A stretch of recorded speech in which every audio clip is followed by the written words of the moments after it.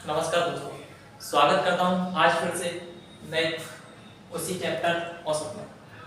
देखिए, कल हम बेसिक पर बात कर चुके थे, आज सवालों पर बात करेंगे। पहला सवाल बोल रहा है प्रथम 100 धन पूर्णांकों का औसत कितना होगा। देखिए, फॉर्मूला कल बताया था कि प्रथम n पूर्णांकों का औसत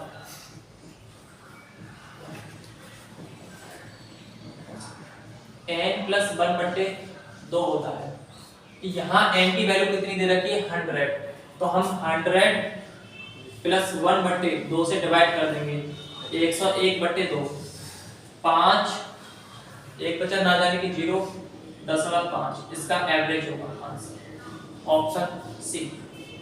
देखते हैं अगले सवाल की तरफ। चलो देखते हैं दूसरे सवाल की तरफ। सवाल दूसरा क्या बोल रहा है, प्रथम 9 अभाज्य संख्याओं का औसत कितना होगा। पहले तो अभाज्य संख्या कौन कौन सी होती है, पहले 9 अभाज्य संख्या लिख लीजिए। पहली संख्या 2 होगी, दूसरी 3 होगी, तीसरी 5 होगी, चौथी 7, 11, 13, 17, 19, 23, 1 2 3 4 5 6 7 8 9 9 हो गई। इनका हमें औसत निकालना है। देखो, मैं कोई सा भी इसमें से एक नंबर फिक्स कर ले रहा हूं। मैंने 11 फिक्स कर लिया।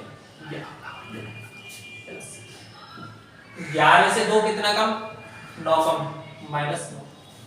11 से 3 कितना कम, 8 कम, -8। 11 से 5 कितना कम, -6 कम। 11 से 7 कितना कम, -4 कम। 11 से 13 कितना ज्यादा, 2 ज्यादा। 11 से 17 कितना ज्यादा, 6 ज्यादा। 11 से 19 कितना ज्यादा, 8 ज्यादा। 11 से 23 कितना ज्यादा, 12 ज्यादा। बटे कितने से डिवाइड करेंगे, 1 2 3 4 5 6 7 8 9 9 नंबर से डिवाइड करेंगे। देखो काट 8 से 8 कट गया,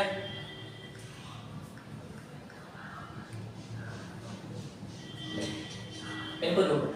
यहाँ कितना, 6 से 6 कट गया, और ये 4, और ये कितने हो गए 14।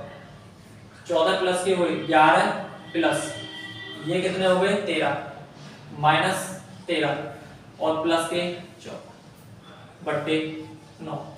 यहाँ अंतर कितना हो गया 11 प्लस 1/9। इसको लिख सकते हैं 11 सही 1/9, इसका औसत होगा ऑप्शन डी। इसी तरह से अगले सवाल की तरफ देखते हैं।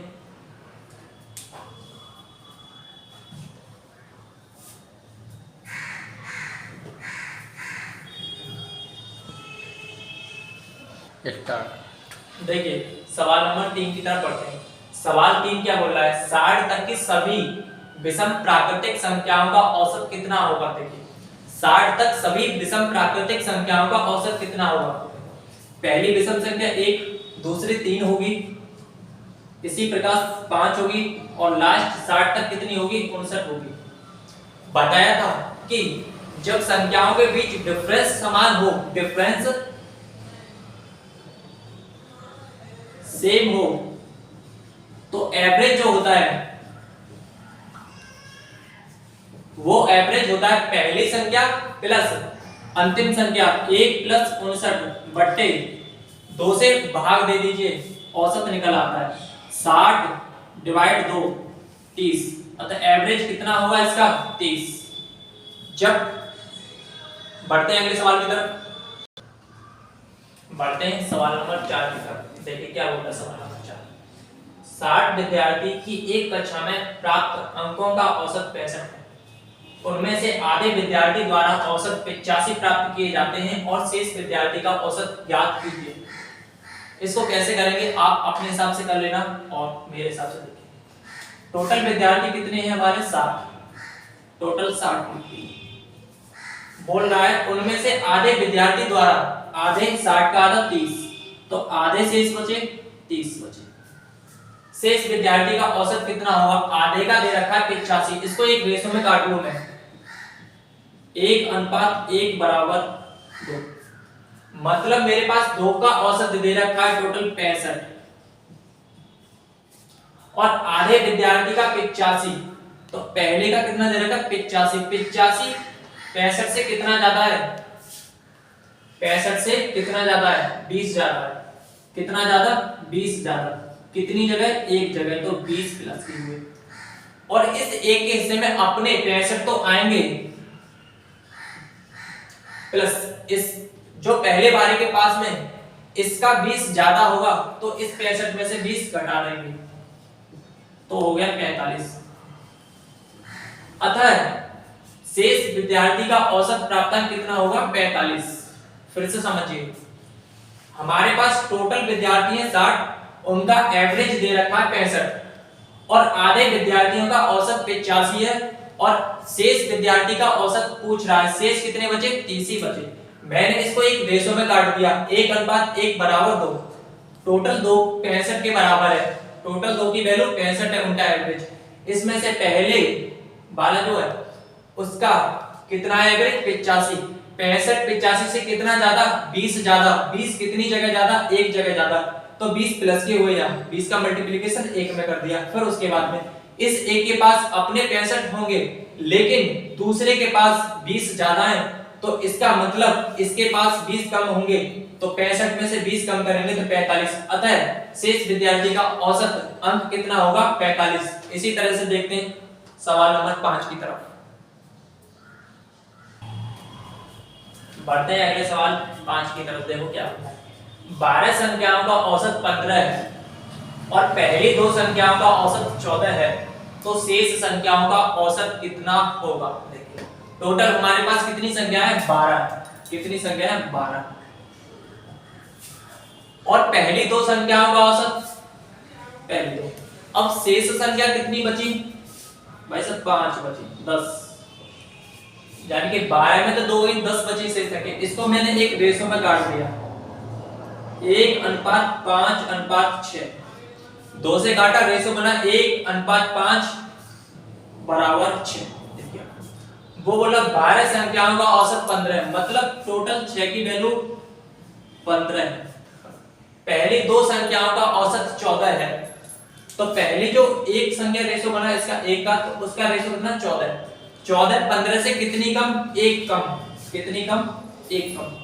1 कितनी जगह कम? 1 कम, तो माइनस। अब देखिए शेष संख्याओं का औसत क्या होगा? शेष कितनी? 5। 5 का औसत कितना होगा? 15 तो होगा ही होगा अपने हिस्से का, लेकिन इसके पास 1 की कमी है, तो 1 की कमी है तो किसके पास होगा?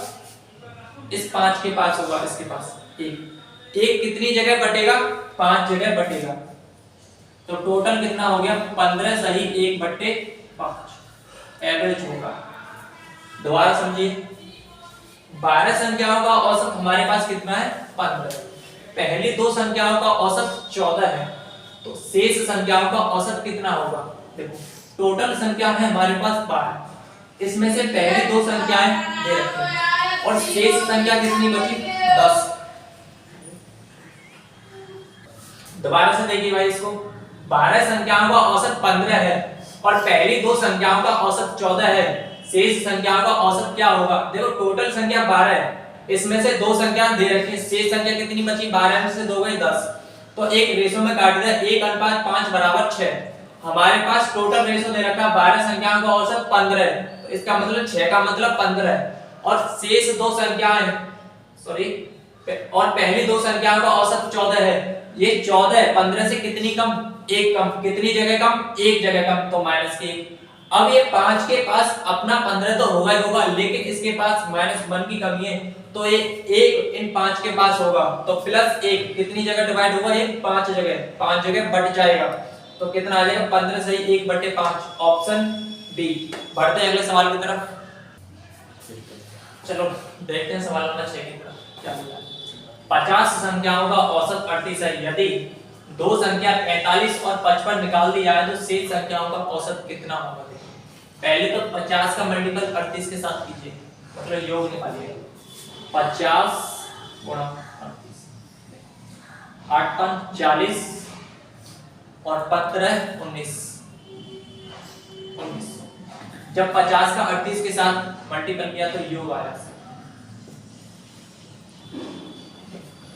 यदि दो संख्या 45 और 55 निकाल दी जाए, दो संख्या इसमें से 45 प्लस 55 निकाल दी जाए।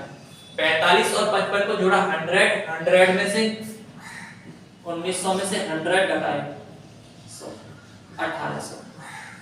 अब शेष संख्या कितनी बची?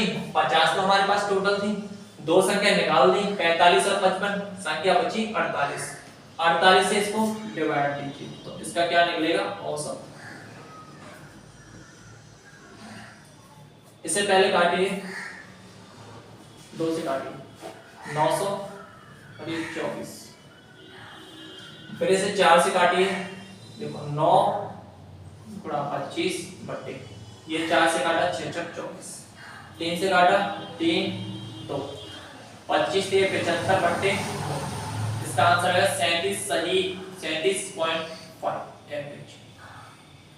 ऑप्शन दोबारा समझिए, 50 संख्याओं का औसत 38 है, यदि दो संख्या 45 और 55 निकाल दी जाए तो शेष संख्याओं का औसत कितना होगा?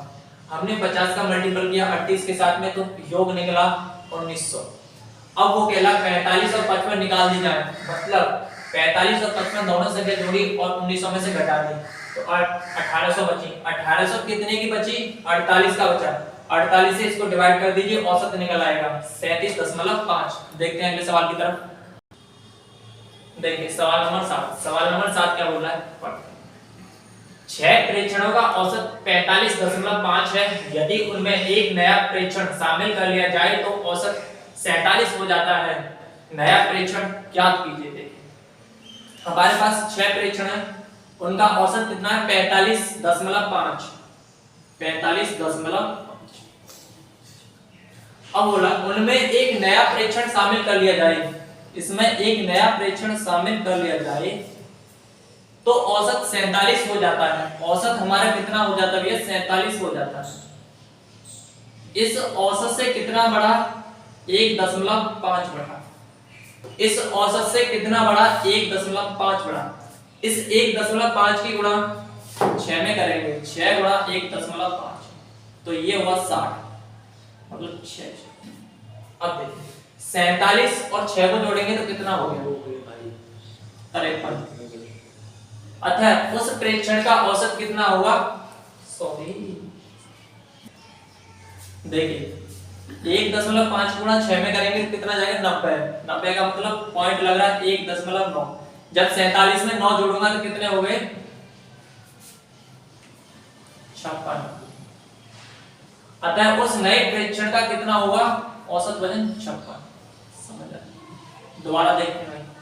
6 प्रेक्षणों का औसत 45.5 है, यदि उनमें एक नया प्रेक्षण शामिल कर लिया जाए तो औसत 47 हो जाता है। नया प्रेक्षण कितना होगा? हमारे पास 6 का औसत दे रखा है 45.5, एक नया व्यक्ति आया और औसत हो गया 47। पुराने औसत से नया औसत कितना बढ़ गया? 1.5 बढ़ गया। 1.5 कितनी जगह बढ़ा? 6 जगह बढ़ा, तो कितना हो गया? 90। 90 का मतलब यहाँ पॉइंट लग रहा है तो 0 पॉइंट लगा लिया। 9 और 47 कितने हो गए? 56। अतः उस नए प्रेक्षण का वजन कितना होगा? 56। इसी तरह से वीडियो देखने के लिए लाइक और शेयर और चैनल को अभी सब्सक्राइब कीजिए। मिलते हैं कल इसी तरह से।